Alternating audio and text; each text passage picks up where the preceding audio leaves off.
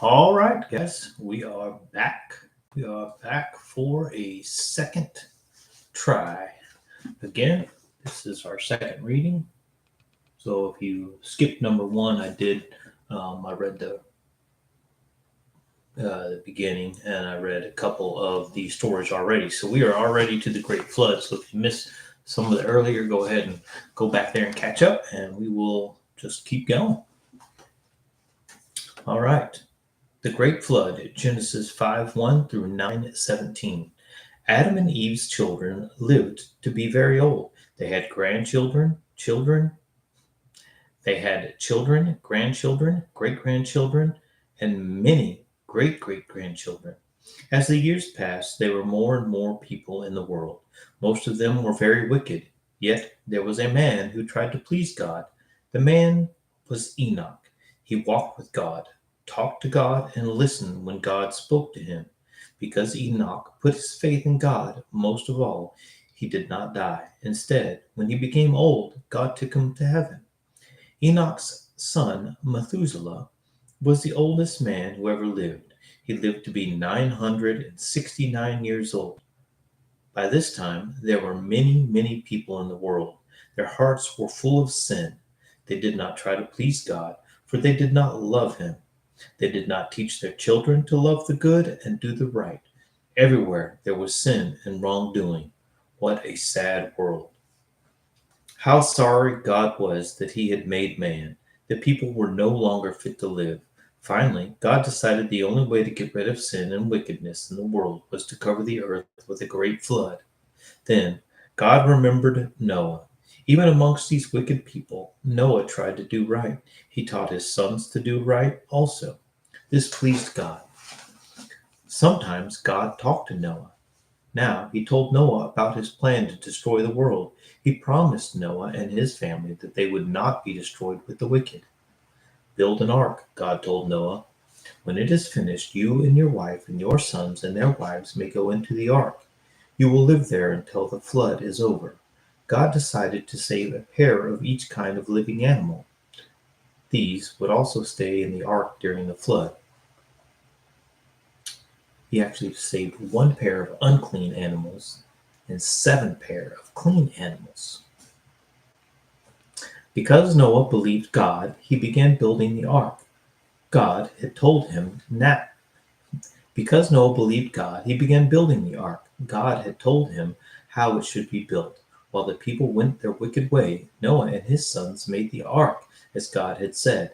It looked like a three-story houseboat perched up on dry land. How the people must have laughed at Noah and his three sons. They must have thought Noah and his sons were crazy. Where was the water for their boat? Again, at that time it had never rained before. Again and again, Noah warned the people to repent of their sins, or they would be destroyed in the flood. None of them believed him. When everything was ready, God told Noah to take into the ark his wife, his three sons, and their wives. Then God caused two of every kind of animal, bird, and creepy thing to go into the ark. Seven pairs of each kind of animal of useful birds and animals came. When all were inside, God shut the door. After a few days, the rain began to fall, and such a rain! Great sheets of water poured down from the clouds. Soon the tiny streams were raging, and the rivers were overflowing their banks. People left their homes and rushed to the hills for safety. Animals ran pell-mell, trying to find refuge and shelter. Still it rained. Higher and higher the water rose. Now the people knew Noah had told the truth. The Bible also says that water came from the ground like springs. For 40 days and nights it rained. Only Noah and his family were safe. The waters lifted the ark off the ground, and the ark began to float. For more than 6 months it floated. Then one day it stood still on top of a mountain. After waiting for some time, Noah opened a window and let out a raven. The bird had strong wings and could fly about until the waters had gone down. Several days later, Noah sent out a dove. The dove returned because she could not find a place to build her nest. A week later, Noah sent the dove out again. She stayed longer this time. When evening came, she flew back, bringing a green olive leaf in her mouth. Now Noah and his family knew the land was becoming green and beautiful. The next week, when Noah sent out the dove, she flew away and never came back. Now Noah believed it was time to uncover the ark and look out upon the earth. How glad he must have been to see dry land again. For more than a year they had been inside the ark. God said to Noah, "Come out of the ark with your wife and your sons and their wives, and with every living thing that is in the ark." Noah opened the great door. He and his family stepped out on dry ground. All the animals, the birds, and the creeping things came out. Noah was thankful to be alive. As soon as he came out of the ark, he built an altar and made his offering to God. God accepted the offering and was pleased with Noah and his family. God promised that he would never again send another flood to destroy every living creature. God said, "As long as the earth remains, there will be summer and winter, springtime and autumn, and day and night." To remind of his promise, God made the rainbow in the sky.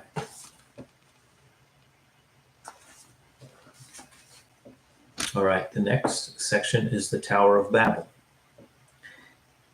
Genesis 9:18 through 11:9. A clean new world lay before Noah and his 3 sons when they stepped out of the ark. There were no wicked people left. Noah and his sons made new homes. The sons were named Shem, Ham, and Japheth. After a while, God gave them children. These children grew up and made homes for themselves. Then there were other children. Again, there were many people on the earth. For a mountain in Ararat, where the ark lodged after the flood, the human family moved south into the valley of Mesopotamia and lived on a plain in the land of Shinar. "Let us build a city," said the people, "and let us make a tower so great and high that its top will reach up to the sky. Then we shall not be scattered over the earth and separated from one another." And so the people set to work. How busy they were! Some made brick, others mixed mortar, and still others carried brick and mortar to the workmen who were building the city and the tower. They all dreamed of the time their city and their wonderful tower would be finished. Then a strange thing happened. God saw the city and the tower, and he was not pleased. He knew that men would become more sinful if they finished the great tower. Already they were thinking more and more about their own work and less about the God who gave them the strength to work. Soon they might forget God entirely and worship the things they had made. God decided to stop their building. Until this time, all the people spoke one language. Now God caused them to speak different languages. The people of one family could not understand what their neighbors were talking about, nor could these neighbors understand the people who talked to them.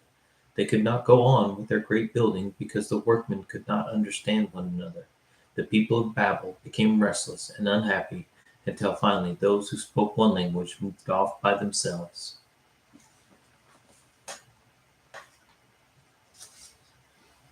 Next section is Abraham Follows God, Genesis 11:27 through 12:20.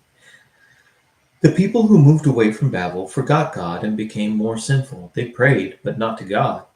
Wherever they went, they worshipped something. Many worshipped things that God had made, the sun, the moon, and the stars. Later, they even worshipped rivers, mountains, and hills. They made images or figures of wood and stone. They called these images gods and worshipped them. Near Babel, another city was built. It was Ur of the Chaldees. The people who lived there were known as Chaldeans. They worshipped the moon god, Ur. They named their city in honor of their god. On the plains near Ur lived old Terah, a shepherd and farmer. He had 3 grown sons, Abram, Nahor, and Haran. They worked with their father. Haran died while still young and left a son named Lot. Abram did not worship the moon god, but believed in the one true God. About this time, the family left Ur. Terah took Abram and his wife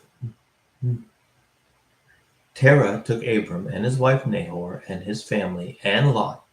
They took all they owned, their tents, their large flocks of sheep, and their herd of cattle. Day after day they journeyed up the great river Euphrates until they came to a place they called Haran. Here they settled. Time passed, and old Terah died.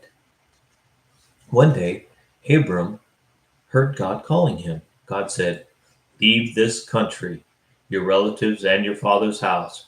Go to a land that I will show you. I will bless you and make you a great blessing. Through you, all the families of the earth will be blessed. As many people came to realize later, this meant that a Savior would be born into the family of Abram. Jesus Christ would be a blessing to the whole world. Leaving his brother Nahor and his family at Haran, Abram started out. He took his wife Sarai, his nephew Lot, and their servants. Driving their flocks and their herds before them, they turned away from the great river and journeyed southwest toward the land of Canaan. On one side the mountain rose wild and high. On the other side the barren desert stretched as far as they could see. On and on they traveled, across rivers, through valleys, over hills, each day farther from their homeland and near to the land God had promised. When they reached the plain of Moreh, God spoke again to Abram. This is the land that I will give to you and your children. Abram built an altar there and worshipped God. Now this land was called Canaan, and the people were known as Canaanites. Abram did not live in their cities, but pitched his tents wherever he could pasture his cattle and sheep. His flocks and herds grew larger and larger. Abram became rich. Later, there was a famine in the land. The grass and water dried up. Nowhere could Abram find pasture, and so he moved to Egypt. When the famine was over, he returned to Canaan. I probably got one more chapter. Abram and Lot Separate. Genesis 13. After Abram returned from Egypt, he and Lot moved to Bethel, where they had first pitched their tents in Canaan. Here, Abram had built an altar to worship God. Now he sacrificed another offering and again talked to God. Abram had become a very rich man. Not only did he have many servants, flocks, and herds, but also much silver and gold. His nephew Lot owned many servants, sheep, and cattle too. Wherever these men and their servants pitched their tents, the place looked like a tent town. The country all around them was dotted with cattle and sheep. Later, trouble arose between the servants of Abram and Lot. The servants who cared for the flocks quarreled. Abram's servants wanted the best pasture land for Abram's flocks. Lot's servants wanted the same land for their master's cattle. And so the trouble grew. When Abram heard about the quarrel, he looked out over the countryside and saw how hard it must be for the servants. How could they always find places nearby where there were tender grasses and plenty of water? Abram saw, too, the nearby villages of the Canaanites. There was not room enough for all to live together peaceably. Abram told Lot, "Let there be no quarrel between us or between our servants. There is not room enough for both of us to live together with our flocks and herds. But see, the whole land lies before us. Let us separate. If you choose the west country, I will go east. But if you want the east country, I will take the west."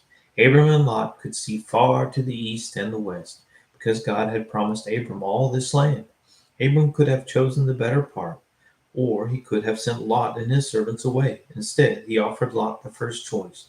Lot, forgetting the kindness of his uncle, chose the east country where the Jordan River flowed. "I can always find plenty of grass and water there," he reasoned. "My flocks and herd will increase until soon I shall be very rich." Afterward, God told Abram, "Lift up your eyes and look northward and southward and eastward and westward. All the land that you can see I will give to you and your children and your children's children." As yet, Abram and Sarai had no children, but Abram believed God. God also told Abram to journey through all the land to see how large it was. So Abram came to a plain called Mamre. Here he pitched his tents under the oak tree near the city of Hebron and built another altar to worship God. All right, I think that will do it for today. Pretty basic. All right, stay tuned for the next one. Don't forget to like and subscribe so that you know when I put out new readings.